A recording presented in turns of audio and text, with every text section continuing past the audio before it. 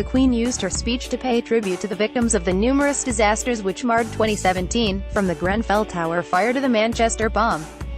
In her annual televised address, she described meeting the Manchester survivors in hospital as a privilege, saying, "The patients I met were an example to us all, showing extraordinary bravery and resilience." Among the sad memories there was a note of hope, as she talked about welcoming new family members next year. This is thought to be a reference to Meghan Markle, who will marry Prince Harry in the spring, as well as William and Kate's third child, due in April. A framed photo of Meghan and Harry was displayed with other family pictures as the monarch spoke, and the couple also featured in video footage aired at the end of the festive broadcast. To view this video, please enable JavaScript, and consider upgrading to a web browser that supports HTML5 video. In an apparent reference to the couple's wedding next May, and the Duke and Duchess of Cambridge's baby, expected in April, the Queen said this Christmas her family looked forward to welcoming new members into it next year.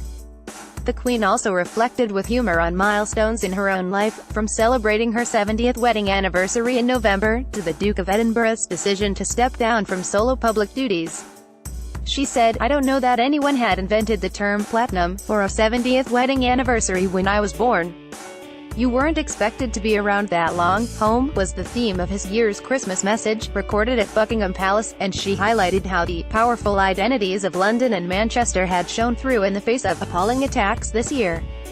Footage was shown of the Queen meeting teenage survivors of the suicide bombing, which killed 22 people when an attacker detonated an explosive device as fans left a Manchester Arena concert by US singer Ariana Grande. The Queen was shown at Royal Manchester Children's Hospital chatting to Millie Robson, 15, from Co-Durham, and her mother, Marie, and Evie Mills, 14, from Harrogate, and her mother Karen, and father Craig. London suffered the Westminster Bridge attack in March, which claimed the lives of 4 pedestrians and a police officer, and there were 8 more deaths when 3 terrorists in a vehicle ploughed into pedestrians on London Bridge, then went on a knife rampage in Borough Market in June. Surrounding the Queen in the palace's 1844 room, where the broadcast was recorded, were family photos including pictures of her great-grandchildren Prince George and Princess Charlotte, as well as Meghan and Harry.